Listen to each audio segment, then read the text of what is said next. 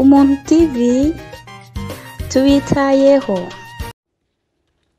Hanyuma abantu benshi umubwiye ati ijambo Imana rikomoka he ntashobora kubimenya, we aca kubibwirira ngo ni ikirundi.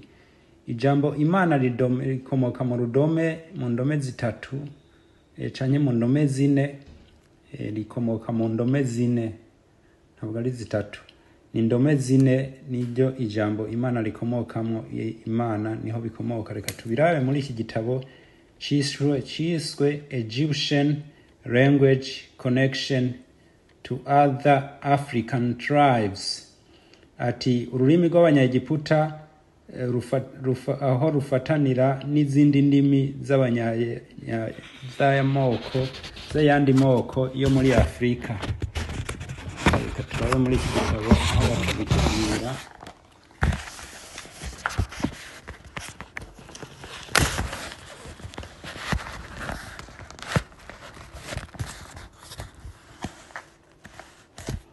Tugiye ku ipaji yacu ya 72 baratubwira ngaha, baratubwira I me ne agakwego gakitse na ra, bagasha badusomera ngo amen, amun ra, amen ra, Imana ra. Ngiro no mu Kinyarwanda urumva abantu bakoresha ngo nikora, ngo yegora.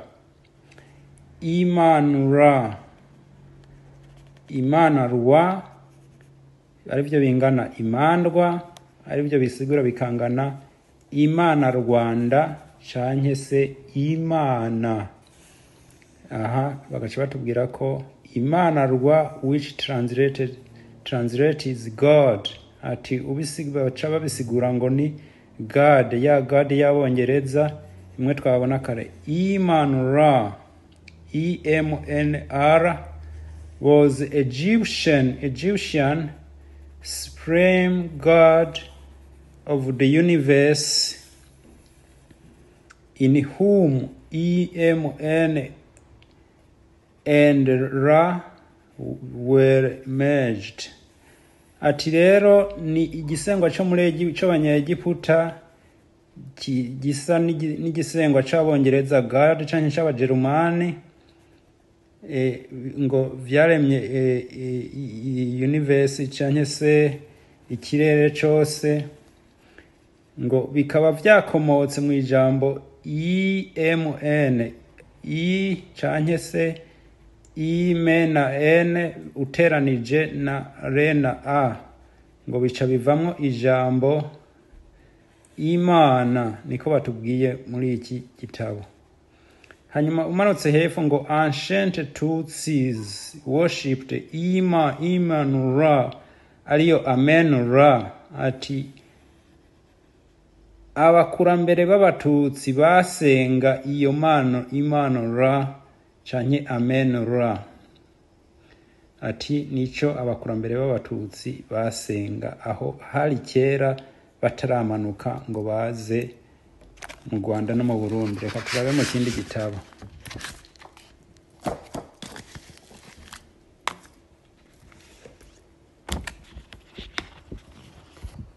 Muri iki gitabo cyitiriwe Africans History and Immigration and Migrations, cyitiriwe amateka ya Afrika no kwimuka, bagenda bimuka baja mu tundi turere, ikivuga ko biba byatanguye mu gihe kingana n'imyaka 200 BC no kuza ku myaka 3000 BC. Reka turabe no muri ico naho nyene uko batubwira ko Imana yitwa naho ikomoka, naho benshi usanga umubajije adashobora kukubwira ati Imana bikomoka muri vuga iri, ariko baratubwira neza Imana bikomoka muri vuga irihe. Iyo tuje kuri uru rupapuro rw'iki gitabo baratubwira ko Imana hariya handitse Imanura, imandwa, Imana rwa, imandwa, Imana Rwanda, Imana. Ati bikomoka mu ijambo IMAN RA ni ivyo bafatanije ngahe hepfo bagaca batwereka ngo EMN space R agakwego was the Egyptian supreme god of the universe in whom EMN and Ra were imaged. Ati bafashe EMN babiteranya na Ra baca batora ijambo Imana.